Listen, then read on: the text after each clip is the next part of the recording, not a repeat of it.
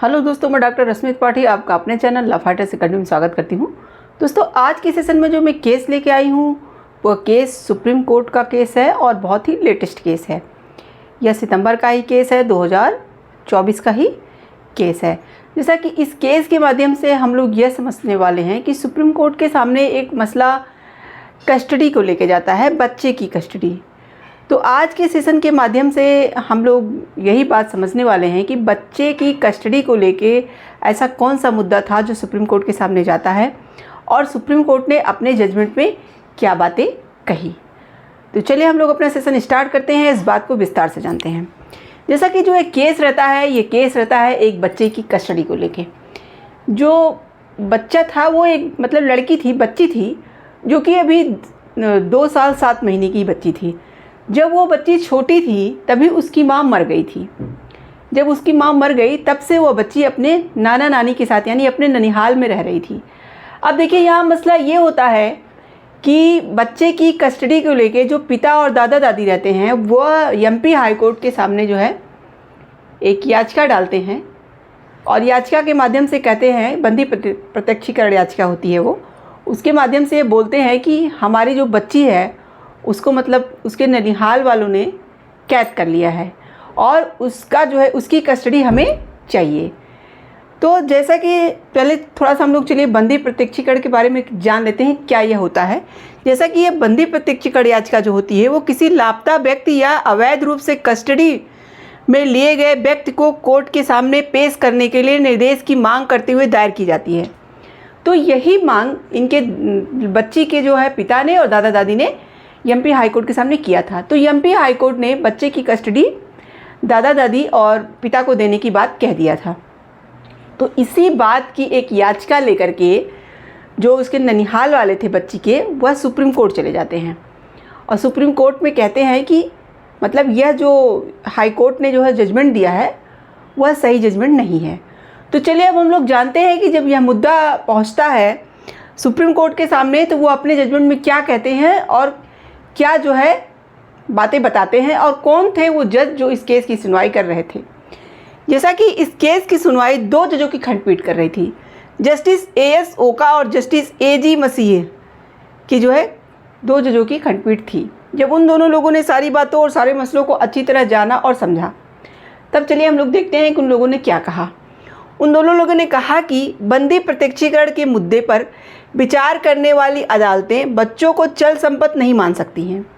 देखिए, यहाँ पे कोर्ट ने ऐसा क्यों कहा? कोर्ट ने ये कहा कि जो बंदी प्रत्यक्षीकरण की याचिका डाली जाती है तो वहाँ पे अगर बच्चे का मुद्दा आता है तो बच्चों को चल संपत्ति नहीं मान सकती अदालतें।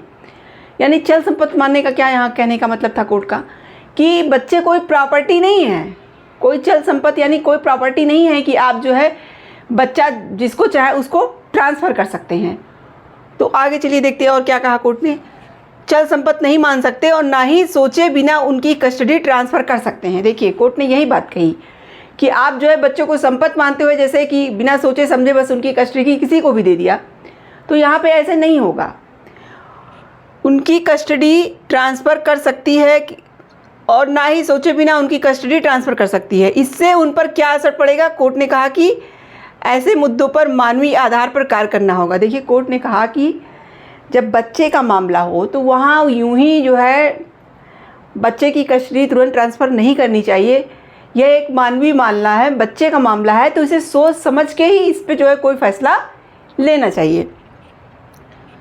कोर्ट ने कहा कि जहाँ तक बच्चे की कस्टडी का सवाल है, इसमें एकमात्र ज़रूरी बात यह है कि बच्चे की भलाई और पक्षकारों के अधिकारों को बच्चे की भलाई पर हावी नहीं होने दिया जाए।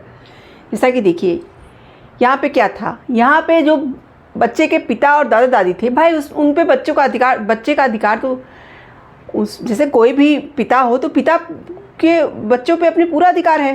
तो यही कोर्ट ने कहा कि यहाँ पे अधिकार की बात आ रही है और बच्चे की भलाई की बात आ रही है, तो बच्चे की भलाई में हम अधिकार को हावी नहीं होने सकते कि बच्चे की दादा दादी और पिता का अधिकार बच्चे पे है। ये बात तो सही है, लेकिन बच्चे के ऊपर इस बात का क्या असर पड़ेगा, बच्चे की क्या भलाई है, यह बात हमें सोचनी पड़ेगी, तब कोई फैसला लेना पड़ेगा। अधिकारों को जो है बच्चे की भलाई के ऊपर हम नहीं पड़ने दे सकते।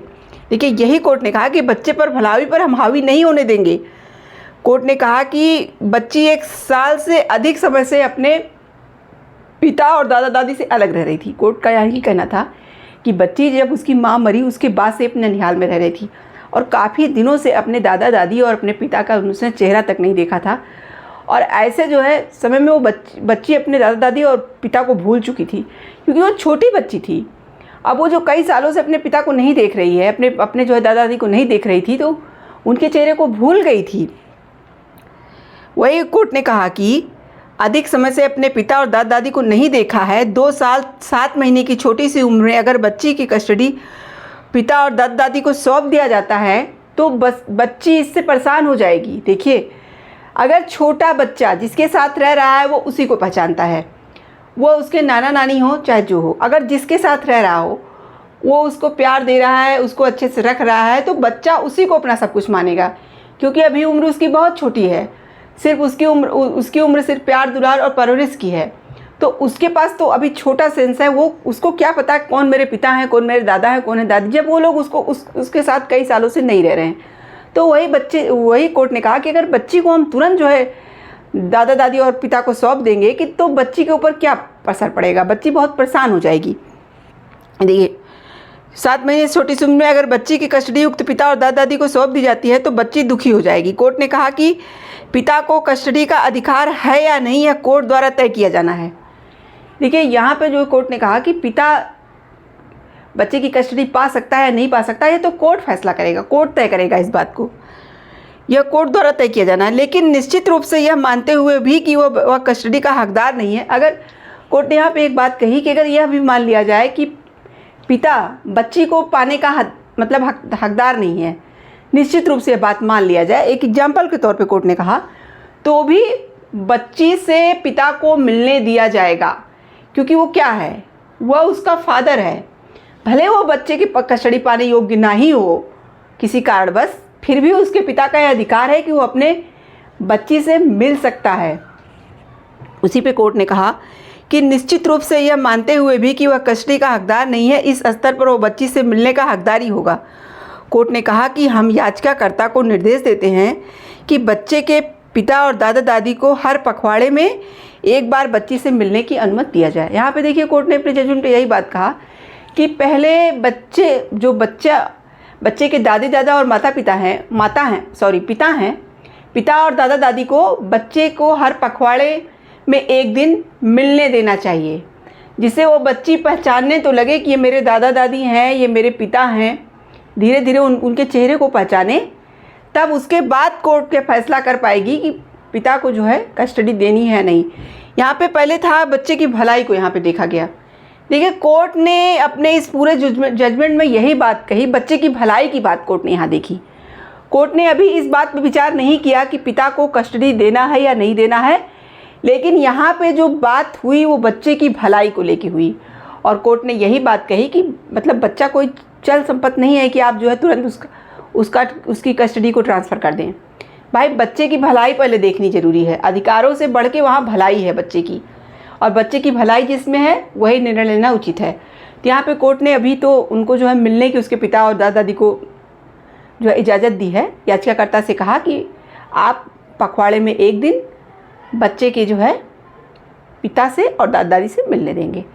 तो ये था सुप्रीम कोर्ट का पूरा जजमेंट। देखिए, इस जजमेंट से हम लोग को एक बात समझ में आई कि बच्चे की भलाई कोर्ट ज़रूर देखेगा, यानी कि कोर्ट अधिकारों को तो देखेगा, लेकिन अधिकारों की बात यहाँ पे कोर्ट ने कही बाद में आएगी। पहले हमें छोटे बच्चे की भलाई देखना है कि उसकी भलाई किस चीज़ में है, क्योंकि वो मासूम बच्चा है, छोटा बच्चा है।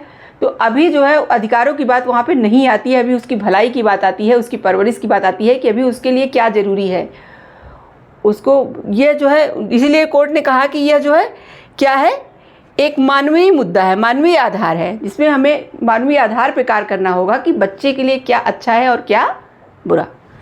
तो आशा करते हैं कि आज का सेशन आपको पसंद आया होगा। आप मेरे चैनल को लाइक कीजिए, सब्सक्राइब कीजिए, शेयर कीजिए, बेल आइकन को दबाइए, जिससे ऐसे ही नए नए केसेस में आप अवगत करती रहूँ। तो थैंक यू वेरी मच।